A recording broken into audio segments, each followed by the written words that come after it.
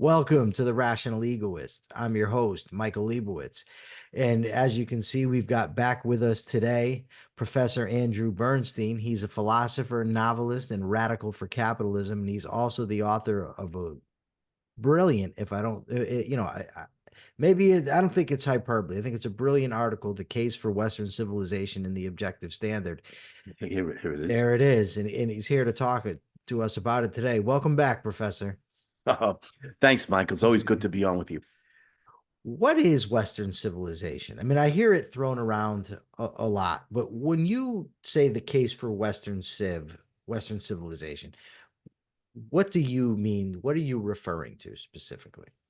Well, generally the West is taken to be, Europe and their North American colonies or the colonies in Australia and New Zealand. I think that's generally what the West is considered to be.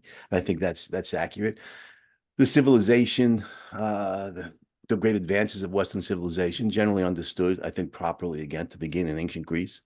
But more importantly, this isn't about geography. It's not about the fact that most Westerners or most people who've contributed to Western civilization are white. All of that is very secondary or even just flat out irrelevant. I think although the commitment to reason has been often under attack, Judaism, Christianity have been prominent. Christianity, in particular, burned people at the stake, for disagreeing with them often. But compared to other cultures around the world, and there certainly have been a number of advanced cultures, different parts of the world, in China and India, and to name just some of the mathematical advances made in the Central and South America, just to name several examples. I think more than these other cultures in the world, Western civilization, although conflicted and always under attack by faith-based beliefs, the commitment to reason, to philosophy, to science, to the arts, I think has been, and to their application in applied fields, like medicine and agriculture and so on. I think the commitment to reason in Western civilization out exceeds that of other civilizations so far in human history. I think you made a great point about it not just being about geography, because it's more about ideas Mhm. and accomplishments. And recently, I don't know if you caught it, where J.D. Vance, the Republican candidate for vice president, said something to the effect of, it's not, America's not an idea. It's about soil and where we are and the land. And to me, that's just so ass backwards, because to me, what makes America special is the idea of America. Not, of course, not always practiced perfectly, but the very foundation of the country, the idea that individuals are all equal before law with individual rights and freedoms. That's such a monumental step in human history. And it is an idea. And it's not just tied to specific geography. That's why when they added states to the Union, the principles follow. You know what I mean? Yes. No, I absolutely agree with you. The principle of individual rights, as Ayn Rand, the great novelist who wrote The Fountainhead and Atlas Shrugged, and philosopher, created the philosophy of objectivism. Ayn Rand pointed out, makes America special is the principle of individual rights. And it's similar to reason, in that it had, like you said, has not been universally applied. We had slavery of blacks in the United States. There certainly have been some injustices done to various Indian tribes, although, a lot of those tribes were brutal in and of themselves. But there's certainly been some injustices done to the American Indians, and so on. But more than any other culture, the British and the Americans have practiced the principle of individual rights. It was developed in Britain. It was applied most fully in the United States, not consistently, not universally, but it was what they say: mankind advances in baby steps. And this was more than a baby step. The development of the principle of individual rights and even its partial application was an enormous step forward towards, in the fight for liberty. So, not consistent as with the application of reason, but a big step forward nevertheless. Professor Stephen Hicks wrote a great book. I think I may have discussed it with you before, Postmodernism Explained. Yes. And in it, he makes the point that the people that criticize the West, because of slavery, because of the treatment of Native Americans, because of misogyny, and the list goes on. but he pointed out it's the Western ideas that have brought those products to an end, those practices, I mean, not products, to an end. I mean, I don't, my problem, Andrew, is this, right? I have no problem with the truth. The truth is there's been slavery, there's, been slaughter of Indians, all kinds of things. And that wasn't just a one-way thing where the whites just came and attacked these peace-loving Indians. That's mythology. But there was, there were some cases of that sort of thing. So, but what bothers me is it's not as if Oriental culture, for instance, or African culture have been these peace-loving civilizations that touted individual rights and women's rights and gay rights and all these things throughout history. And you gave some very good examples in your article of instances where these other cultures have done horrific things. And just if you could just address a few of them. For instance, not to, you don't have to use the Mongols, but that's the one that came to my mind that you mentioned. Right, right. Yeah, I pointed out, I mean, again, here again is the essay, The Case of Western Civilization in the current issue of the Objective Standard. I pointed out the main error with the contemporary attacks on the West. And you had that great quote from the American writer Susan Sontag going back as far as the 1960s, where she claimed that the white race is the cancer of human history. You know, I said, really? Well, what about all the other guys? The other guys are just a bunch of Boy Scouts who have been like you were talking about. They've been victimized by the big bad white man. So I gave you a few examples. Now the Mongols are a great historic example. It's just your jaw drops at the carnage. They say China's population declined by 30 million, due to the violence, mass murder of Genghis Khan. Tamerlane Genghis Khan was 13th century. Tamerlane in the 14th century, another Mongol conqueror, had he when he conquered a city, he liked to herd all the civilians out, have his soldiers chop off all the heads, and then build pyramids of human skulls, tens of thousands of skulls outside the cities. Now the Mongols made some advances, but in civilization, but compared to the destruction, no, they were much more capable of destroying civilizations than building one, and yet nobody's calling upon them to make reparations to the descendants of their victims. The Arabs, and other Muslims, like who were converts, like the Turks. They conquered this vast empire to the east. From Syria to Indonesia, this vast empire. According to Will Durant, the Muslim conquest of India is the bloodiest story in history. One Indian historian claims they murdered 80 million Hindus, because the jihadists are fanatical monotheists, and the Hindus say things like there are millions of gods. To this day, for 1,000 years, if you're born in one of these countries, you're born into a Muslim family, and if you try to leave Islam or convert to Christianity or some other religion, the crime of apostasy, of leaving the one true faith, is capital. They will execute you for that. And in the West, people don't remember how many times they invaded Europe, conquered Spain, and what year was that? 711 AD, crossed the Pyrenees, invaded France. The Turks besieged Vienna twice. The Ottoman Turks. By the way, the last siege of Vienna by the Ottoman Turks, who were obviously a Muslim, what year was that? 1683. The victory over the Turks, John Sobieski, King of Poland, swept down with his army and defeated the Turks on September 12th, 1683, which makes September 11th, 1683, the high point of jihad in the West and the Islamic attempt to conquer all of Europe. Now, that date's forgotten in the West, but it's very well remembered with ignominy in the Middle East. And I said, the golden age of Islam was real. They contribute a lot of advances in medicine, in math, in astronomy, in literature, a lot of advances. But that ended 800 years ago. It's since then what the Islamic world has contributed to human civilization is basically tyranny, murder and terrorism. So there's a second example, but I think the most, and it's ongoing. Whereas the crimes of the West are mostly in the past, the crimes of Islam, well, current. They're ongoing. But I think the ne plus ultra of all this, Michael, is the Asian communists. And I didn't use the Soviets because the Soviet leadership was white, and we're talking about non-white, non-Westerners. But in Cambodia, in China, in North Korea, the carnage, the mass murder, the endless tyranny, the enslavement. According to some experts on international slavery, right now as we speak, just over 10% of the entire population of North Korea is in brutal slave labor. So, I pointed out, and then of course the life-giving accomplishments of the West, which I assume we'll get to in this discussion. But I pointed out, so the main error of the critics is that it's a gigantic example of the half-truth fallacy.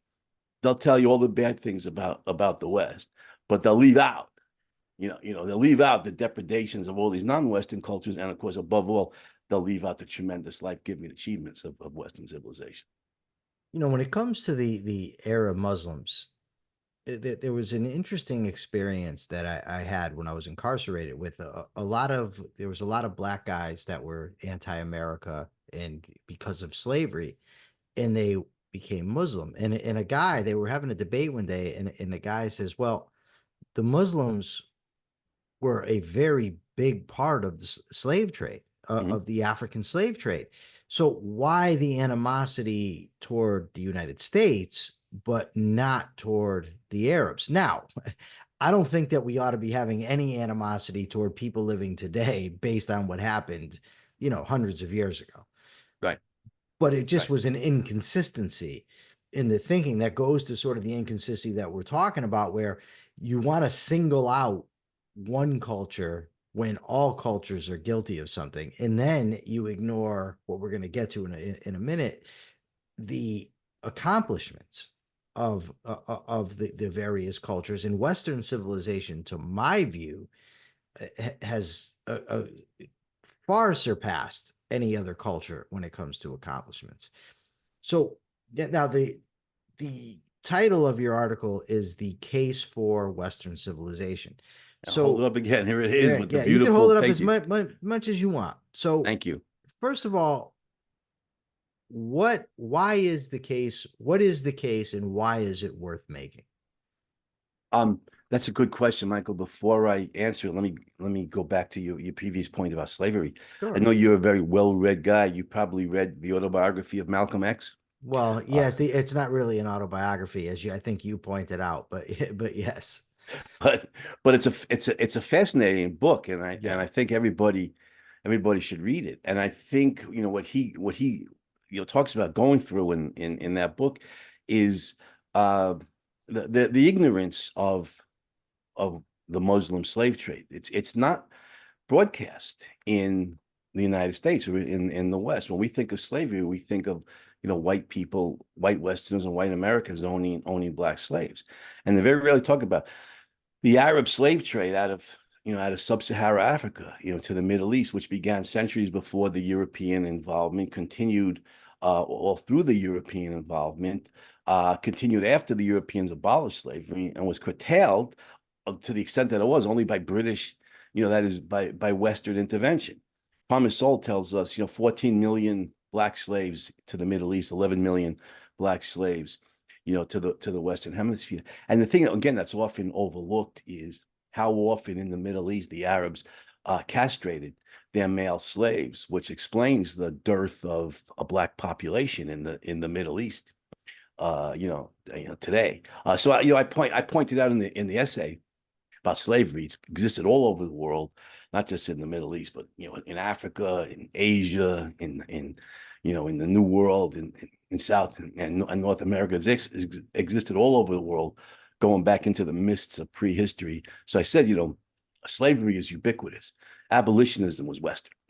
That the principle of individual rights developed in Britain, and in the United States, that was the foundation of an abolitionist movement, during the Enlightenment, the 18th century into the 19th. So abolitionism is one of Western civilization's great accomplishments. But I think the reason it's important to defend Western civilization is because at its best, it has more of a cultural commitment to reason to reason individual rights, limited government, and and political economic liberty than any other civilization that we know. And so it is the civilization that par excellence is able to support human life. You see, for example, the advances in agriculture to grow more food for a large population, advances in medicine to cure disease, the rising life expectancy, the increasing life expectancy, the rising living standards. These are largely in the West because of the commitment, that exceeds any other culture, the commitment to reason individual rights, and capitalism. That's why it needs to be defended. It's the most life-giving civilization that we know of. Who who are the main enemies of Western civilization? And I know that there's a lot of critics, but who worries you the most, or maybe worry is not the right word, but who most do you think needs to be contested that are out of the critics of Western Civ? Well, there's a whole bunch of them. I mentioned Susan Sontag, who was an American writer and critic. Her claim that that the white and it's a constellation of criticisms. It's Western civilization is imperialistic and genocidal, and white people are evil, racist and evil. It's a constellation of beliefs here. But regarding Western civilization, in addition to Susan Sontag, Edward Said's book on imperialism, I mean Orientalism, Franz Fanon, the Marxist psychiatrist from the Caribbean. There's a number of historian, Howard Zinn, the American historian is and his ilk, certainly amongst them. And then there's closely related is the phenomenon of critical race theory and its subcategory of critical whiteness studies. Robin DiAngelo I think, is the instigator of critical whiteness studies. Barbara Applebaum, what's his name? Ibram X. Kendi, and so on. There's a number of recent and/or contemporary intellectuals who are bitterly anti-Western and so racist, and just overtly racist. I mean, they don't even try to hide it. They're so explicitly racist against white people that it makes your hair stand on it. So you mentioned CRT, critical race theory. Can you tell us a little bit about that? What you know? Oh, first, before it just came to my head, the Howard Zinn, his People's History of the United States. There's an anecdote that I think from that book for me that really captures the essence of what it is that we're discussing here. He was talking about, I believe, the Aztec policy or practice of human sacrifice. And while he was, criticizing Westerners for their treatment of the natives, in North and South America, when he was mentioned the Aztecs' human sacrifice, he says, yes, and I'm paraphrasing, of course, I don't remember the exact quote. It's been about 20 years or at least 15, but he said, but it's a bad practice, but there's just something innocent about it. And it was just interesting to me how readily he was willing to overlook a barbaric practice like human sacrifice, but yet his ire was so strongly aimed at every sin that's ever been committed by a European. Well, And that seems to be the dynamic at play here. Massive double standard, without a doubt. I wonder if Zinn would regard the Rwandan genocide, the murder of 800 or 900,000 Tutsis as having something innocent. Yeah. Well, they butchered the victims largely with machetes. But yeah, with the Aztecs human sacrifice, and what I've read, they would hold the victim down from these other tribes, and then the victim was alive, and they cut the guy's heart out while he was alive, and they did it many times. It's not like a one-off kind of practice. And not for nothing, as they might say in my native Brooklyn, the reason that Hernando Cortez, with a relative handful of Spaniards, was able to conquer the mighty Aztec Empire was because he riled up the other tribes, the tribes that had long been conquered, dominated, subjugated, enslaved, and used for these human sacrifices on his side. And they were very glad to help him, destroy the Aztec Empire, and Yeah. Well, similar that's happened in North key America. word. Key word there, Professor. Empire. Yeah, The Yeah, they Aztecs had an empire. of conquest, right? But that somehow doesn't make it into the crosshairs of these social justice warriors. Yeah, empire in the literal sense, brought Sure. about by military conquest. And it was similar in North America. There was a number of tribes, on the Great Plains who sided with the U.S. military against the Sioux, and other powerful tribes who had subjugated them for many years. Right. But yeah, you're right about Howard Zinn. There's an enormous double standard here, and I think Douglas Murray points that out in his very good book, War on the West, or the War Against the West. I forget the exact title offhand, but there's a perverse form of white supremacy going on here, and that is they hold white people to a higher moral standard than they hold these other cultures, as if they expect whites to be morally superior, as if they were white supremacists, expecting the white man is morally superior. We expect, better behavior from him. There's an enormous double standard, in this. Lindsay, I think James Lindsay, I think, is one who points that out very, very nicely in his book criticizing critical race theory. So I'm glad you brought it back to critical race theory. What is that? Well, it's a set of beliefs that's grown popular in the last, I don't know, 30, 40 years or 50 years or so. You mentioned Stephen Hicks' excellent book on postmodernism. I think postmodernism, Marxism, and its influence of postmodernism provides the philosophic foundations for it. But critical race theory is a constellation of beliefs that claiming, one, America today is still systemically racist. I guess we've made little or no advance, according to this, from the civil rights era. America today is still systemically racist, and the bottom line claim here is white people are inherently, inveterately racist. And I think that's the essence of critical race theory. Now, critical race theory stems from critical theory, out of the Frankfurt School, I believe, Horkheimer, Herbert Marcuse, and it also evolved from critical legal theory. So critical race theory is predominantly a legal theory. And when I was studying it, when I was incarcerated, they talked about, like, they don't believe in things like individual rights, but they are willing to use the concept of individual rights to advance their agenda. But what I found so hypocritical was, well, if there's no individual rights, then what is your basis of complaint? If a person doesn't have a right to not be a slave, then you can't object to them being a slave. If a person doesn't have a right to not be unjustly discriminated by the state, or by their local government, whatever, or attacked, brutalized by the Klan, then what is your basis?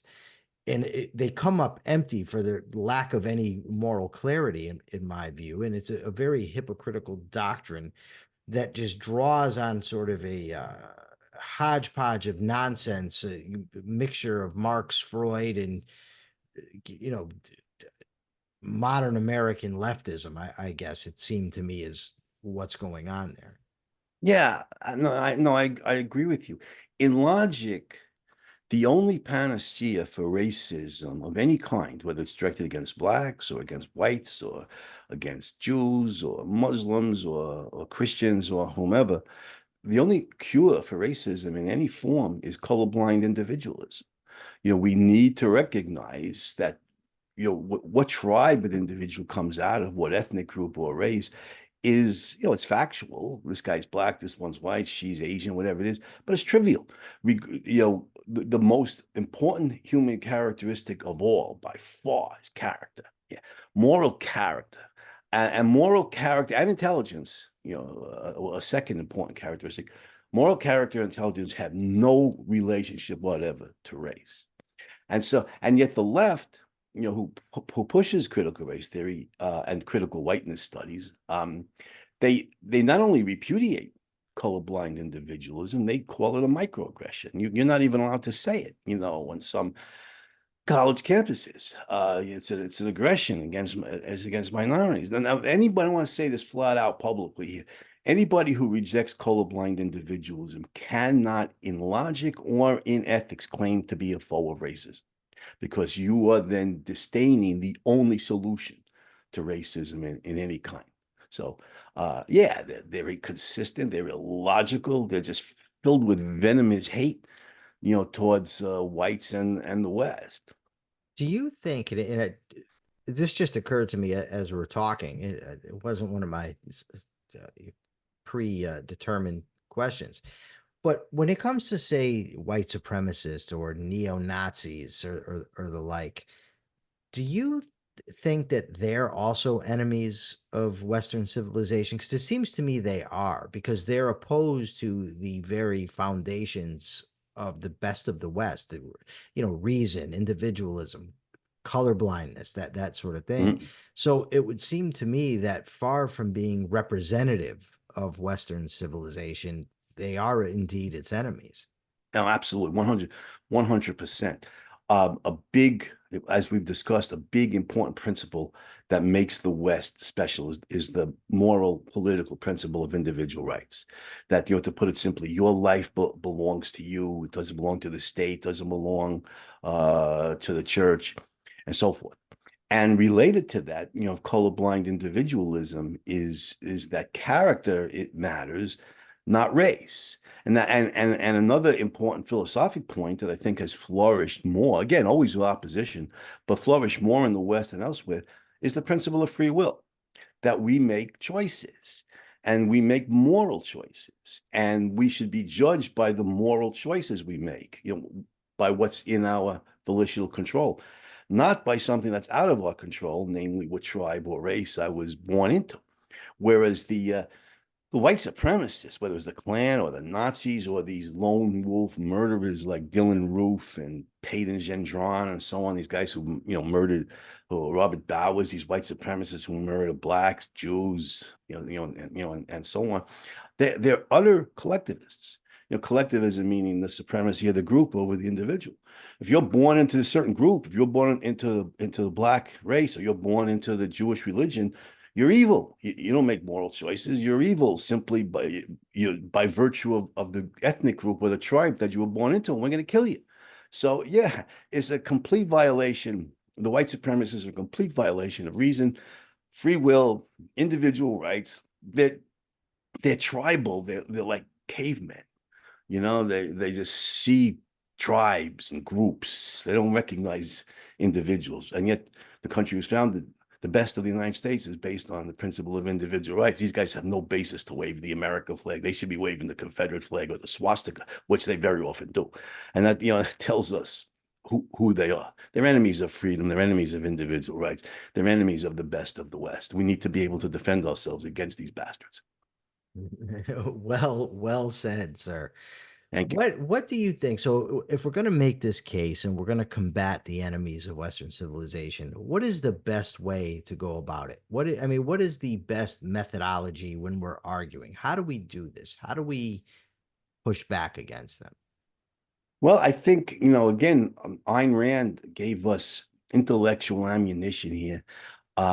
In her moral theory, she pointed out that the the basis of morality, of what makes something good, is that it supports human life.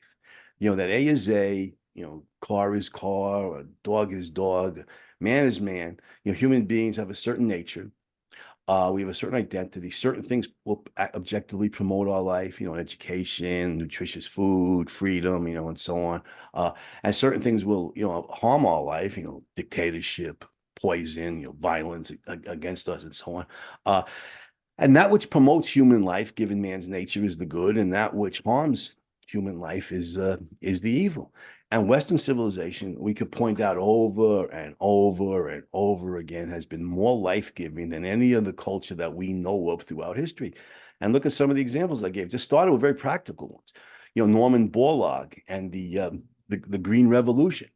that developed, different kinds of foodstuffs that could grow in the arid climates in Central Asia and other parts of what now called the Third World. The that some people say Borlaug's advances in the Green Revolution in agriculture were responsible for saving 1 billion human lives over the last 50 years or so.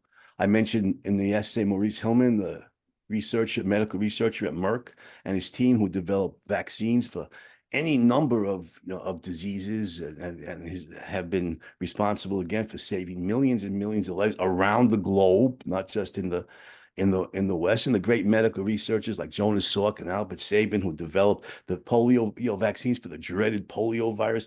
We can go on and on, even limiting ourselves to such practical matters as medical advances and agricultural advances to cure diseases and feed millions of human beings. The West is the best on this because of its commitment to reason and to science. But we get deeper than that in philosophy and theoretical science and in the arts. Let's not forget, the arts and literature and music and film, which was an American creation. We can go on and on with the life-giving examples. This is why we need to defend the West, and this is the way to do it. We could put it hypothetically. We don't even have to give Ayn Rand a very sophisticated argument that life is the standard of value, because most people care about human life. And if we say to them, if you care about human life, here's the civilization that preeminently supports it, and then prove it, back it up with a ton of evidence. So I want to ask before I let you go, because it's kind of strange to me. Like, what do you suppose the motive is? And I know we can't ultimately know what's inside people's heads, but what do you, if you had to speculate, are the motives of the people who are so hostile toward the West? Well, that's a deep question, Mike, and it gets us into deep waters. But I think Don't drown. Don't drown. Well, yeah, I'm going to get to a good example of that. But look, we can raise your question in a somewhat different form. Why focus your attack on the most life-giving civilization? Why are you not attacking the Asian communists? It's just unbelievable. Like I said in the essay, Islam had a legitimate golden age for roughly 400 years and made a lot of advances.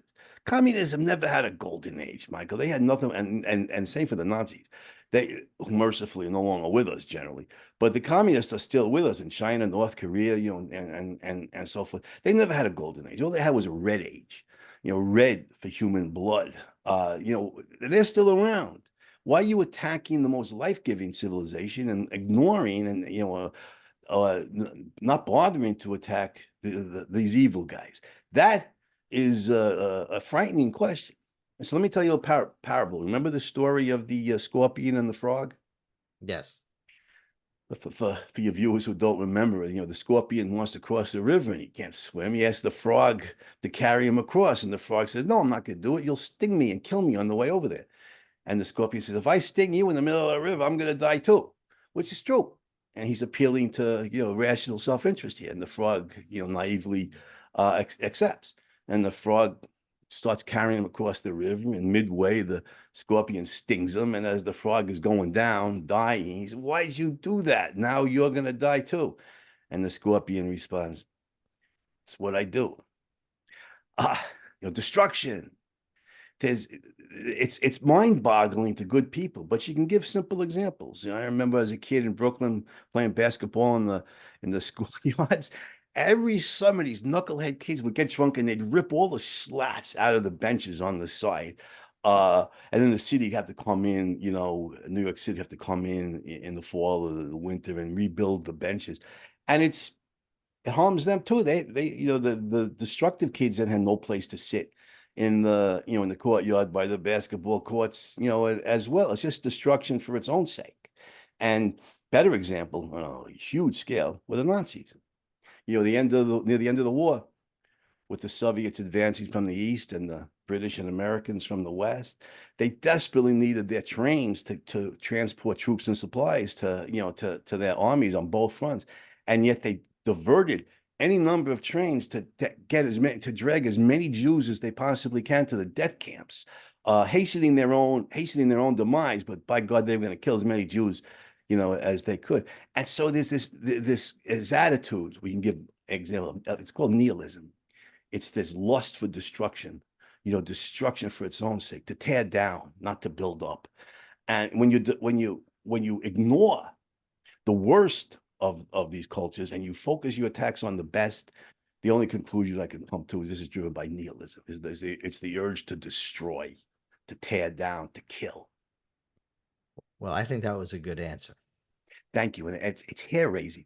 And for good people, honest people, it's almost impossible to get our head around it. How could somebody be so evil? But there are people who are just given to destruction. The Mongols were an unbelievable example. Like I said, they did a few good things, but relative to the destructiveness, there was no comparison. All right, Professor, before I let you go, is there anything you want to add? Anything you think we left out? Well, I just again plug my essay, "The Case for Western Civilization." The Objective Standard, where I'm a contributing editor, I think is an excellent publication. I would strongly urge you guys to subscribe to us. I want to thank Craig Biddle and John Hersey at the Objective Standard for publishing this excellent journal, and thank you, Michael. I always have a good time. It's always fun and informative discussing these issues with you. Thank you. Is there anywhere else they can find you? You have a website, don't you? I sure do. AndrewBernstein.net. And yeah, they could. All your wonderful books are available there, correct? Yeah, especially the one I published, 2 years ago on education. If you want to see why the United States why the Americans, again, we're talking about nihilism, how and why the leftists didn't just destroy the school system, they did it deliberately. And in my book, Why Johnny Still Can't Read or Write or Understand Math, subtitled, and What We Could Do About It, I give a ton of evidence to support that claim that the American school system wasn't just sabotaged, it was done so deliberately. So yeah, Why Johnny Still Can't Read or Write or Understand Math, they can find that on my website or up on Amazon. Awesome. And thank you for being here again. It's always a fun and enlightening discussion when you're here. Nah, you're welcome, Michael. Thanks for having me on. I look forward to coming back again in the future. And you will be. All right. For now, this is the Rational Egoist signing out. I'm Michael Liebowitz. Till next time.